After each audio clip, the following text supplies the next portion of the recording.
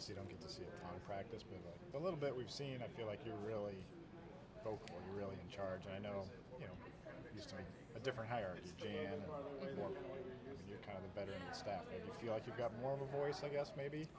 Yeah, I mean, I think as the years have gone on. right, definitely as the years have gone on, certainly, and yeah, I mean, I think that just comes with, the more we're doing similar things that we've done in the past, then I've just had the most experience with those type of things. I think, and I'm thankful for that. I'm excited about that. Having a little bit more of a voice in those areas. At the same time, there's other areas where we're making some changes and doing some different things. On the defensive end, I know Sean's really taken over and had a really strong voice in some of that area, and Randy as well. And we'll find our ways for Jazz and Lysandra right now. They're still just kind of learning what we're doing, and so in that time, I have to be pretty vocal. But at the same time, we want to make sure really that everybody's got, a strong voice in leading this program.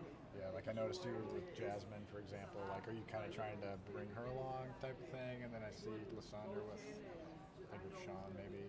Yeah. So Jan's pretty organized in how we want to break up and what we want to do. And I think Jazz is going to work with our guards a little bit more, and Sean and Lysandra are going to work with the wings a little bit more and stay focused in those areas. Okay. Well, speaking of the guards, you got interesting. We've had Caitlin for 4 years and then Lucy for 1, so you kind of knew what was going on back there, but now what? Now what? What are you guys looking at? Well, certainly, Chit Chat was a big get for us, obviously, and she's just a really natural point guard. She has a really good ability to distribute the ball. She can score. I think she's a little more of a distribute first point guard just in the way that she operates, but she'll be able to score, and people are going to have to guard her in that realm as well. She can put the ball on the floor and kick and do some things that are really important for our offense. So I think that's going to be a really big piece for us. And then certainly us wanting to play fast, she certainly fits that bill, right? Getting out and being able to run the floor. But then, Addie Dill is just really, really skilled as far as she's so versatile in what she can do. She can handle the ball. She can come off screen. She can finish around the rim. She understands the game at a different level for a freshman. So there's just a lot we're going to be able to do, with those two. And then you've got, Kylie, again, really, really versatile in what she can do. She's really worked hard on finishing around the rim and adding in, a little bit of a mid-range game, as well as the biggest thing for her is we just got to get consistency within her three-point shot. She should kind of have some games where she's hot and some games where she's cold. We just need that to be consistent. But certainly all the intangibles that she brings to us, on the defensive end, the hustle, all the things she does is going to be really important. And then Taylor McCabe, sharpshooter off the bench as well. She's really been working on stretching her range and being able to get herself open. She's been pretty good about always taking really good three-point shots, really open ones, which is why her percentage has always been really high. She's been really, really smart about it, but she's going to have to start really hunting and taking a few more contested on-the-move three-point shots. So she's been working on that quite a bit this summer too. Yeah.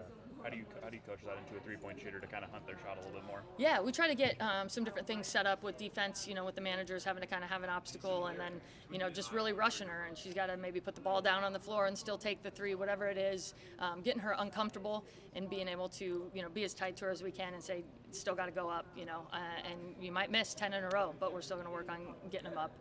Then we'll come back and we'll let you make 15 in a row, just, spot up shooting if we need to, but getting her a little uncomfortable I think is important. You talking about Italy? Nope, Taylor McCabe on that, the shooter. Point guard wise, is the initial plan like Chit Chat? That's your hope. That's the plan A type thing, just because that's her main skill. And then what if you have to go somewhere else with that? Yeah, I think. Is it Taylor McCabe? Is it Taylor Strimley? Right. I think right now, Chit Chat and Addie are kind of who we're thinking are going to be doing the majority of the point guard. You saw at the end there, our offense, typically we don't have much of a point guard unless it's a dead ball or set plays. We try to be more versatile in how we're bringing the ball up the floor. Outside of that, just to kind of keep with a fast pace and keep them. And we're excited about that because we are pretty, balanced in how we can handle the ball. Kylie can bring it up, all that kind of stuff. So, but for now, Chit Chat kind of our primary, and then we'll see where we have to go after that. You mentioned culture when I walked up. Yeah. Addie mentioned that was one of the biggest things she asked Coach Jan about when she was informed of the coaching change. How did you guys maintain that culture through the coaching change?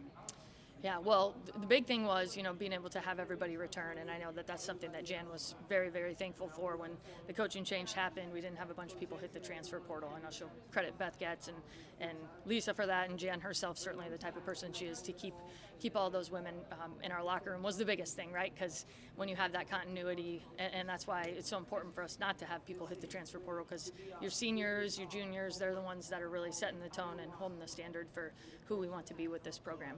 And then through the changes to college athletics overall, how is that culture, I guess, sustaining?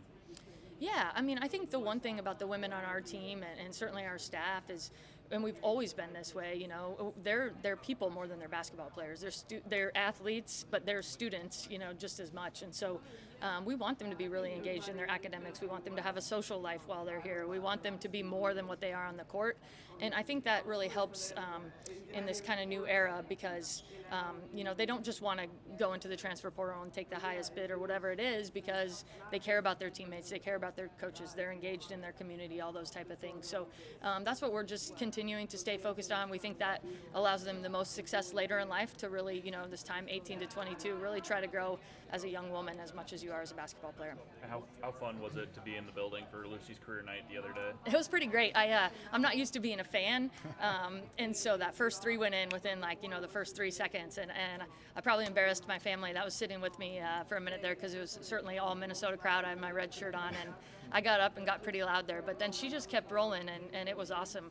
The only bummer was I only got to talk to her for a few minutes because she got whisked away to media because she was the leading scorer for the night, but that was really, really cool to see. Yeah, yeah, you guys. You know,